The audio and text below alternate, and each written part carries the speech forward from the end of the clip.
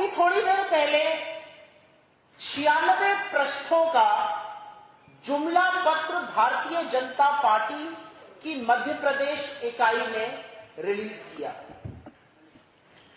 इसका नाम मोदी की गारंटी, भाजपा का भरोसा रखा गया है। लेकिन मोदी की गारंटी वाले इस घोषणा पत्र पर, इस जुमला पत्र पर मोदी जी ने हस्ताक्षर नहीं किया है। अन्य राज्यों में जहां रिलीज हुआ वहां मोदी जी अपने हस्ताक्षर कर रहे हैं। इस जुमला पत्र में मोदी जी ने भी हस्ताक्षर नहीं किया, क्योंकि उनको पता है कि ये झूठ तो वो भी नहीं बचा पाएंगे।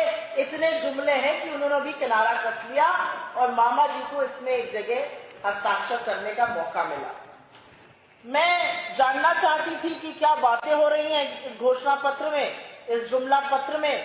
तो मैं उनकी प्रेस वार्ता सुन रही थी, जहां पर आपके एक भी सवाल पूछने का मौका नहीं मिला। लेकिन ऐसा लग रहा था कि ये जुमला पत्र के आवरण का समारोह नहीं है, अनावरण का। ये कहीं पर शिवराज जी की विदाई का समारोह होता हुआ मुझे दिखा। एक गाना भी बाद में चलाया गया 4 मिनट 3 सेकंड का। उस गाने में मोदी जी के अलावा शिवराज जी की एक फोटो थी। सारा गाना मोदी जी पर था और गाने के अंत में था मोदी जी, एमपी के मन में मोदी और मोदी के मन में एमपी। जब मैं शुरू में चुनाव में यहां आई थी तो सुनती थी भाजपा वाले कहते हैं एमपी के मन में मोदी, मोदी के मन में मामा, मामा जी फिर गायब। तो मामा जी का विदाई समारोह अच्छी तरीके से हुआ और एक बार और प्रतीत हुई कि हार का ठीकरा किसके सिर पर भाजपा में मध्य प्रदेश में फोड़ा जाएगा। अब होड़ इस बात की मची हुई है। और एक चीज साबित और हो गई कि नौटंकी में और झूठ बोलने में अगर मोदी जी को कोई प्रबल चुनौती दे रहा है तो वो विदाई समारोह में अपने ही शामिल हुए मामा जी, मतलब शिवराज जी हैं। मैं शुरुआत इस देश की आधी आबादी, मध्य प्रदेश की आधी आबादी, मध्य प्रदेश की महिलाओं से करूंगी, क्योंकि महिलाओं को जो छलता है वो कहीं किसी का सगा नहीं है। अपने आप को मामा जी कहलाते हैं, पूरे प्रदेश में होर्डिंग लगाई है, लाडली बहन योजना को हम 3000 का कर देंगे। 96 पन्नों में एक जगह उसका जिक्र नहीं है। एक जगह ये नहीं बोला गया कि लाडली बहन योजना जो होर्डिंग में लगा हुआ है वो मतलब झूठ है। इस घोषणा, इस जुमला पत्र में उसका कोई जिक्र नहीं है। अपनी बहनों को जो छलता है वो मामा क्या कहलाता है, ये आप मुझसे बेहतर जानते हैं। पर्व पर, त्योहार के पहले मैं क्यों अपना मुंह खराब करूं। हमने तो 1500 रुपए सब महिलाओं को देने की बात करी। गैस सिलेंडर पे आ जाइए, इसमें सस्ते गैस सिलेंडर का उल्लेख है। कैसे भरोसा किया जाए? 10 राज्यों में सरकारें हैं, एक राज्य में तो कम किया होता तो हम मानते कि हाँ ये कर सकते हैं। हमारी सरकार राजस्थान में है, हम वहां 500 का गैस सिलेंडर दे रहे और सीना ठोक के कह रहे मध्य प्रदेश में सरकार बनेगी देंगे और सब महिलाओं को देंगे। हम सिर्फ पीएम उज्ज्वला वालियों को नहीं देंगे। यहां पर 82 लाख पीएम उज्ज्वला महिला लाभार्थी हैं, उसमें से 44 लाख ने तो एक साल में एक भी सिलेंडर नहीं भराया और 18 लाख ने मात्र एक भराया। तो असलियत एक ये है कि महिलाओं को छलने का इस जुमला पत्र ने बखूबी काम किया है। मैं अगली बात करना चाहती हूं इस देश के अन्नदाता, इस प्रदेश के किसानों की।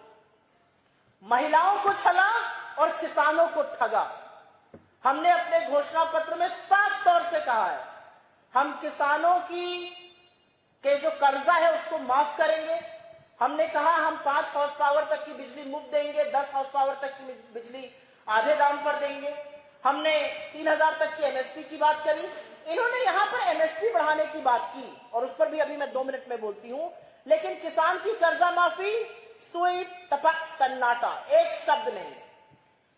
किसान के लिए कम बिजली दर, सुई पटक सन्नाटा, एक शब्द नहीं। और ज्यादा एमएसपी की बात किस मुंह से कर रहे हैं शिवराज जी और नरेंद्र मोदी जी? 10 राज्यों में सरकारें हैं, एक राज्य में तो आपने ये एमएसपी करके दिखाया होता। हमारी छत्तीसगढ़ में सरकार है और सीना चौड़ा करके कहते हैं कि वहां पर इस देश का सबसे ज्यादा एमएसपी देकर धान हम खरीदते हैं। आप किस मुंह से बात कर रहे हैं? प्रचंड बहुमत की आपकी सरकार दिल्ली में एमएसपी कमेटी का गठन किया, उसका अभी तक नतीजा नहीं आया। एमएसपी की मांग करते हुए जिन लोगों ने 750 किसानों की शहादत होने दी, वो किसान को भी ठगने का एक जुमला बोल रहे हैं। तो ये असलियत किसान की थी। मैं बात करना चाहती हूं मध्य प्रदेश के बच्चों की, क्योंकि मध्य प्रदेश के बच्चे ही इस प्रदेश का भविष्य है, वही इस प्रदेश की नींव है। इस बार जुमलेबाजों ने अपने जुमला पत्र में लिखा है, हम शिक्षा के बजट को 5% ऑफ जीडीपी तक ले जाएंगे। पिछले मैनिफेस्टो में कहते थे 6% ले जाएंगे। असलियत यह है 2% से कम खर्चा किया है। असलियत यह है कि इनकी नाक के नीचे 26,000 स्कूल जो थे उनमें बिजली नहीं है। 29,000 स्कूल बंद हुए, करीब 9 लाख बच्चों ने दाखिला नहीं लिया, और ये बात कर रहे हैं 1 से 12 तक मुफ्त शिक्षा देंगे, और वो भी सिर्फ एक वर्ग को। हम तो कहते हैं हम 1 से 12 तक ना सिर्फ मुफ्त शिक्षा देंगे, हम पढ़ो और पढ़ाओ स्कीम के अंतर्गत बच्चों को 500 से 1500 भी देंगे, जिससे बच्चों के घर वाले प्रोत्साहित हो, इंसेंटिवाइज कर रहे हैं बच्चों को स्कूल लाने के लिए। ये असलियत है यहां पर एजुकेशन की। मैं उसके बाद बात करना चाहती हूं स्वास्थ्य पर, क्योंकि ये बात करनी जरूरी है। मध्य प्रदेश ही में नहीं, पूरे देश में लोगों ने कोरोना काल में किस तरह से स्वास्थ्य व्यवस्था चरमराई थी और किस तरह से अनभिज्ञ थी केंद्र सरकार, देखा है। हम कहते हैं 25 लाख का सुरक्षा योजना आपको हेल्थ में देंगे, और हम ये राजस्थान में चिरंजीवी बीमा योजना क्रियान्वित करके दिखा रहे हैं। यहां 5 लाख का जुमला बोल रहे हैं। अरे जिसको 25 मिलने वाला है वो 5 पर क्यों मानेगा? और एक और बात यहां पर पते की ये है कि स्वास्थ्य में अटल मेडिसिटी बनाने की बात हो रही है।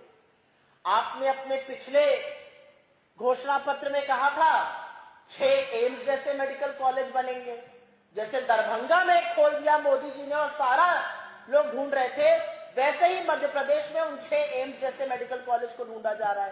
पहले कहा गया था 15 नए नर्सिंग कॉलेज और 5 नए मेडिकल कॉलेज बनाए जाएंगे, इससे पहले वाले मैनिफेस्टो में वो भी नहीं है। तो जुमले पर जुमला फेंकने वालों ने स्वास्थ्य में भी एक जुमला फेंका है। परिवारों के लिए बिजली का बिल बहुत बड़ी बात होती है। हमने अपने मैनिफेस्टो में 100 यूनिट तक बिजली माफ और 200 यूनिट बिजली का बिल हाफ की बात करी है। इनके मैनिफेस्टो में बिजली के बिल पर सुई टपक सन्नाटा है, पिन ड्रॉप साइलेंस। एक शब्द नहीं, एक शब्द नहीं है जिससे कि लोगों को महंगाई से राहत पहुंच सके, कुछ नहीं करेंगे। और अब बात कर लेते हैं कर्मचारियों की। हर कर्मचारी की एक डिमांड है, पुरानी पेंशन स्कीम लागू करिए। हमने राजस्थान में, हमने छत्तीसगढ़ में, हमने हिमाचल प्रदेश में करके दिखाई। 96 पन्ने, एक शब्द नहीं है पुरानी पेंशन स्कीम को लेकर। कर्मचारियों को भी छला गया है। युवाओं के साथ इतना सौतेलापन 18 साल के कुशासन वाली सरकार ही कर सकती है। युवाओं के लिए प्रोत्साहन देंगे। अरे प्रभु, प्रोत्साहन क्या होता है? हमारा कहना है 2 लाख सरकारी नौकरियों का बैकलॉग है, उसको भरेंगे, और बेरोजगारों को आर्थिक मदद 3,000 रुपए प्रति महीना की देंगे। एक शब्द नौकरी को भरने का नहीं है, प्रोत्साहन देंगे। मैं भी इनको प्रोत्साहित कर रही हूं, लेकिन आगे क्या करना है उस पर कोई बात नहीं है। ये युवाओं को छला गया और इनको लगता है कि युवाओं को बेवकूफ बनाकर इनके जुमले चलते रहेंगे।